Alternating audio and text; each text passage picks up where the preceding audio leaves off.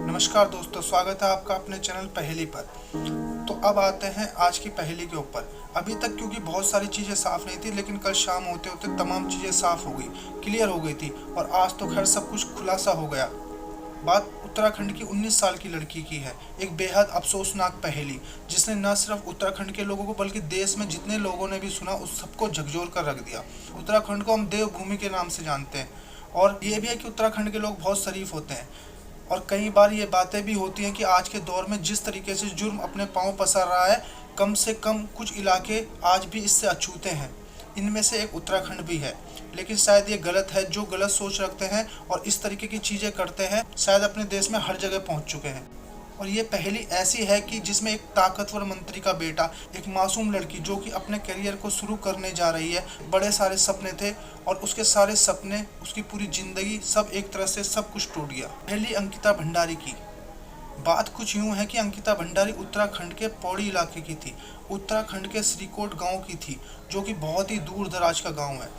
तो इसी श्रीकोट में पैदा हुई अंकिता भंडारी, जो कि एक साधारण परिवार, लोअर मिडिल फैमिली कह सकते हैं आप। लेकिन बचपन से ही वो पढ़ाई लिखाई में बहुत तेज थी। उसके बहुत बड़े सपने थे। 12वीं तक उसने पढ़ाई की और उसके बाद उसका बहुत बड़ा शौक था होटल मैनेजमेंट का कोर्स करने का। अब 12वीं के बाद उसने होटल मैनेजमेंट का कोर्स किया। इससे आगे की वो कुछ करती, तब तक कोरोना ने देश में दस्तक दे दी। कोरोना का असर उत्तराखंड के लोगों पर भी पड़ा। तमाम स्कूल, कॉलेज, यूनिवर्सिटी बंद हो गए। वर्क फ्रॉम होम होने लगा। ऐसे में खासी मुश्किलें भी आई। उत्तराखंड वैसे भी टूरिज्म के ऊपर भी डिपेंडेड है। टूरिज्म पर भी उसका असर पड़ा। धीरे धीरे 21 खत्म हुआ और 22 आया तो कोरोना थोड़ा कमज़ोर हुआ। दुनिया फिर से पटरी पर लौटने लगी और फिर से अंकिता ने अपने सपनों को पूरा करने की ठान ली। अगस्त, अभी लास्ट मंथ, पिछले महीने यानी 18 अगस्त की बात है। अंकिता ने क्योंकि होटल मैनेजमेंट का कोर्स किया था, उसने सोचा कुछ टाइम एक्सपीरियंस के लिए किसी छोटी मोटी जगह पर काम करे। इत्तेफाक से उसे अपने एक जानने वाले से पता चला कि हरिद्वार ऋषिकेश से करीब 8 किलोमीटर दूर एक रिजॉर्ट है।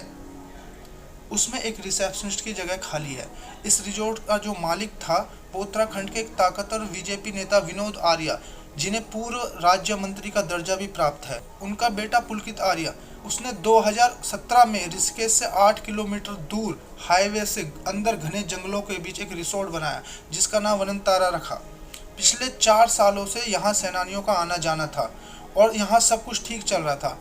18 अगस्त को अंकिता यहाँ इंटरव्यू देती है, सेलेक्ट होती है और उसे रिसेप्शन की जॉब मिल जाती है और वह काम करना शुरू कर देती है। अगस्त का महीना बीता, अब सितंबर आ चुका था। लगभग महीना पूरा हो चुका था, बल्कि ठीक महीना पूरा हुआ 18 सितंबर को। 18 सितंबर दोपहर 3 बजे रिसोर्ट के रसोइयों ने आखिरी बार अंकिता को देखा। तब वो गुस्से में थी। शायद उसकी लड़ाई हुई थी उसी होटल के मालिक पुलकित आर्या से। इसके बाद किसी ने उसको देखा नहीं। रिसोर्ट के मालिक पुलकित आर्या वहाँ लोकल पुलिस स्टेशन जाता है। वहाँ जाकर रिपोर्ट लिखवाता है। रिपोर्ट ये कि कल शाम तक अंकिता रिसोर्ट में ही थी। फिर शाम को वो अपने कमरे में सोने गई और सुबह उसको रिसेप्शन पर बैठना था तो वो वहाँ नहीं थी। उसका मोबाइल भी बंद है, इसलिए हम उसकी गुमशुदगी की रिपोर्ट करने आए हैं। अब पुलिस रिपोर्ट लिख लेती है, लेकिन बस हवाई रिपोर्ट ही लिखती है। इस रिपोर्ट को लिखवाने के बाद अब दोपहर को पुलकित अंकिता के माँ बाप को श्रीकोट में फ़ोन करता है और कहता है कि अंकिता गायब है। अब वो बेचारे साधारण से परिवार के लोग 22 तारीख को अंकिता के माँ बाप पहुँचते हैं जहाँ यह रिसोर्ट था। फिर पुलकित उन्हें सारी बातें बताता है। वो पुलिस स्टेशन पहुँचते हैं जहाँ पुलकित पहले से था। इत्तेफाक की बात यह है कि उसी वक्त अंकिता के दोस्त, जो कि जम्मू में रहता था, अंकिता का करीबी दोस्त, जिससे वो अपनी सारी बातें शेयर करती थी, उससे वो कुछ भी नहीं छुपाती थी, बताता है कि मेरे 18 की दोपहर को अंकिता से बात हुई थी और वो रो रही थी और उसने मुझे कुछ चीज़ें बताई हैं। उसके बाद वो कुछ शॉर्ट्स और व्हाट्सएप भी भेज देता है। अंकिता के पिता को ये लगता है कि इसमें सीधे सीधे पुलकित का हाथ है, जैसे कि उसके दोस्त ने बताया। अंकिता के पिता पुलिस से कहते हैं कि मेरी बेटी की गुमशुदगी में इस रिसोर्ट के मालिक का हाथ है, आप इसके खिलाफ मामला दर्ज करो। लेकिन क्या मजाल कि एक ताकतवर नेता के बेटे की उत्तराखंड पुलिस रिपोर्ट लिखे, वो टरकाती रही। माँ बाप 4 घंटे तक पुलिस स्टेशन के कंपाउंड में खड़े, माँ खड़ी, बाप खड़ा, भाई खड़ा। पुलिस रिपोर्ट नहीं लिख रही थी। इसी दौरान सोशल मीडिया और वहाँ के लोकल एमएलए उन्होंने मुद्दा उठाया तो अब नेताजी के बेटे का नाम आया। नेताजी थाने पहुँच गए। इधर अंकिता के माँ बाप खड़े हुए हैं। पुलिस पूछ नहीं रही, रिपोर्ट लिखना तो दूर की बात है। उधर आरोपी के पिता जब थाने पहुंचता है तो पुलिस वाले उसको बिठाते हैं, चाय पूछते हैं, नेताजी की आवभगत करते हैं और ये सब सारी चीज़ें वहाँ के लोकल लोगों के सामने होती हैं। उन्हें गुस्सा आता है, फिर कोई मशवरा देता है, आप डीएम साहब के पास जाइए, शायद वो मदद करे। अब माँ बाप डीएम के पास पहुँचते हैं, ये सब बातें बताते हैं। डीएम को भी लगता है कि ये मामला संवेदनशील है। इसी के बाद वो पुलिस को हुक्म देते हैं कि तुरंत इस मामले पर कार्रवाई की जाए। डीएम साहब के कहने के बाद अब इनके पिता पुलिस स्टेशन जाते हैं और आखिरकार 22 तारीख को ये मुकदमा दर्ज होता है। इस मुकदमे में बाकायदा अंकिता के पिता पुलकित का नाम लिखवाते हैं, लेकिन एफआईआर दर्ज हुई, कोई कार्रवाई नहीं हुई। अब 23 तारीख आ गई, जब सोशल मीडिया में ये मामला उठा तो हंगामा होने लगा। फिर इसके बाद मजबूरन, बल्कि इसे मजबूरन ही कहेंगे, पुलिस को पुलकित आर्या को गिरफ्तार करना पड़ा। अंकिता की गुमशुदगी के आरोप में उससे पूछताछ हुई और इसके साथ 3 आरोपी भी थे, उन्हें भी पकड़ा। अब 3 लोग उत्तराखंड पुलिस के पास थे, रिसोर्ट का मालिक, मैनेजर और एक स्टाफ। इन तीनों से लंबी पूछताछ हुई, लेकिन जब सख्ती से पूछताछ हुई तो 23 तारीख की शाम होते होते बेहद ही अफसोसनाक खबर आई। इन तीनों ने एक्सेप्ट किया कि इन तीनों ने अंकिता को मार डाला है, पर तीनों अधूरी कहानी सुना रहे थे, और वो भी 18 सितंबर की कहानी ये कि पुलकित आर्य ने पुलिस को बताया कि 18 सितंबर की दोपहर को अंकिता से किसी बात पर झगड़ा हुआ था। इसके बाद उसका मूड ठीक करने के लिए उसने तय किया कि इसको ऋषिकेश घुमाकर ले आते हैं। इसके बाद एक स्कूटी और एक बाइक पर 4 लोग, अंकिता, पुलकित, मैनेजर और एक स्टाफ, ये चारों 2 स्कूटी पर बाइक लेकर ऋषिकेश रिसोर्ट से 8 किलोमीटर दूर चीला बैराज है, वहाँ पर पहुँचते हैं। वहाँ पर जाने के बाद पुलकित, मैनेजर और स्टाफ शराब पीते हैं। इसके बाद जब अंधेरा हो चुका था, फिर वहाँ पर किसी बात पर अंकिता से झगड़ा होता है। जहाँ पर ये लोग खड़े थे और झगड़ा हो रहा था, बैराज यानी एक तरह का बांध जहाँ से पानी छोड़ा या कम किया जाता है। पुलकित का ये कहना है कि किसी बात पर उसे गुस्सा आया और उसने अंकिता को धक्का दिया और वो पानी में गिर गई। ये लोग स्कूटी और बाइक लेकर वापस लौट आते हैं। अंकिता को पानी में फेंककर पलटकर भी नहीं देखते कि वो जिंदा भी है कि मर गई। वहाँ से चले आते हैं। अब उत्तराखंड पुलिस के हाथ में सीसीटीवी की एक फुटेज लगा, उसमें रिसोर्ट से बैराज तक जाने में 4 लोग दिखाई दे रहे हैं, लेकिन वापसी पर उसी स्कूटी बाइक में 3 लोग ही दिखाई दे रहे हैं। अंकिता गायब है। अब इन्होंने इतनी कहानी ही सुनाई। उसके बाद पुलकित ने बताया कि उस पर किसी को शक ना हो, इसलिए उसने अगले दिन पुलिस में रिपोर्ट कराई।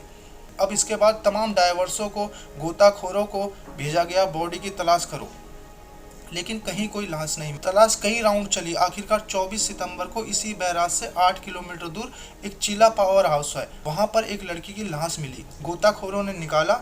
इसके बाद अंकिता के माँ बाप को बुलाया गया। उन्होंने शिनाख्त की लाश की बेटी अंकिता के तौर पर।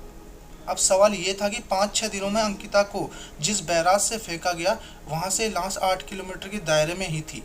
बहुत मुमकिन था कि ये लाश बहकर नामालूम कहाँ चली जाती। ऐसा क्यों नहीं हुआ? ऐसा इसलिए नहीं हुआ कि लाश कहीं फंस गई थी, अटक गई थी, और इस बांध के पानी को रोका गया, कम किया गया, तो गोताखोरों को ये लाश मिली। और यहीं से कातिल एक तरीके से शिकंजे में आया। अब कातिल यही बताते रहे कि झगड़ा हुआ, हमने धक्का दिया। किस बात पर झगड़ा हुआ, क्या हुआ, ये कहानी नहीं बता रहे। इधर अंकिता के माँ बाप उस जम्मू वाले दोस्त से मिले और व्हाट्सएप की चैट रिकॉर्डिंग पुलिस को दे दिए। ये जो दोनों चीज़ें थी कहीं और इशारा कर रही थी। ये जो पूरा ही चैट था उसमें बातें कुछ यूँ थी कि अंकिता अपने दोस्त को कह रही थी कि ये लोग मुझे गलत समझ रहे हैं, ये समझते हैं कि ये मुझे 10,000 में खरीद लेंगे, ये समझते हैं कि मैं उस टाइप की लड़की हूँ, ये मुझे ज़बरदस्ती ही कस्टमर या गेस्ट के कमरे में भेजना चाहते हैं और मैं इनको मना कर रही हूँ। ये कहीं का गुस्सा कहीं और उतार रहे हैं, सब ठीक नहीं है। ऑडियो कॉल है, उसमें वो रो रही है, वो अपने बैग को मंगा रही है। तो अभी तक की पुलिस की इन्वेस्टिगेशन में उसमें यही आया कि इस रिसोर्ट को शुरू तो किया गया चलाने के लिए, लेकिन शायद ये रिसोर्ट उतना चला नहीं। एक तो ये रिसोर्ट 8 किलोमीटर हाईवे के जंगल के अंदर है, तो नेताजी के बेटे ने इसमें दुनिया के सबसे पुराना धंधा चलाने का फैसला किया, यानी जिस्म फरोशी। रिसोर्ट का जो लोकेशन है, एक तो आसपास सन्नाटा जंगल, तो सुकून और तन्हाई ढूंढने वाले लोगों के लिए ये परफेक्ट जगह है। तो उसे लगा शायद रिसोर्ट का बिजनेस भी बढ़ेगा।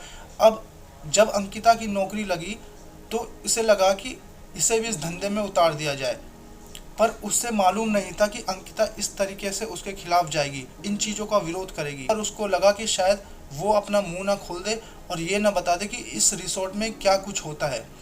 तो एक डर था जिसकी वजह से पुलकित ने अंकिता को रास्ते से हटा दिया। पुलिस को इन चीज़ों की तफ्तीश करनी है और अब पुलिस ने इस रिसोर्ट पर बुलडोजर भी चलवा दिया। पुलिस का कहना है कि ये रिसोर्ट इनलीगल बना था। अब जो उत्तराखंड की बीजेपी पार्टी है उन्होंने पुलकित के पिता और उनके भाई दोनों को पार्टी से निकाल दिया है। कुल मिलाकर अफसोसनाक ये है कि उत्तराखंड की बेटी जो करीब 5 दिन से गायब रही, उत्तराखंड पुलिस ने जहमत नहीं उठाई, वक्त पर कार्रवाई नहीं की। वो तो सोशल मीडिया की आजकल ताकत है, फिर नेशनल मीडिया है, देर से ही लेकिन कूदी जरूर, तब जाकर थोड़ा दबाव बना, उसके बाद एफआईआर हुई, गिरफ्तारी हुई। लेकिन अभी भी यह मामला खत्म नहीं हुआ, क्योंकि ये याद रखिए जिस शख्स को पुलिस ने पकड़ा है वो एक ताकतवर शख्स का बेटा है जिसकी उत्तराखंड में अच्छी खासी पैठ है। अभी तो मामला गर्म है। सभी मुख्यमंत्री कह रहे हैं कि हम कड़ी कार्रवाई करेंगे, डीजीपी कह रहे हैं हम नहीं छोड़ेंगे, पिता भी कह रहा है कि जो आरोपी है उसको सजा होनी चाहिए। लेकिन जब केस की जांच होगी, जब चार्जशीट दाखिल होगी, तब असली नियत चीज़ समझ में आएगी। और इसलिए ज़रूरी है कि इस केस पे बारीक से बारीक लोगों की नज़र बनी रहनी चाहिए।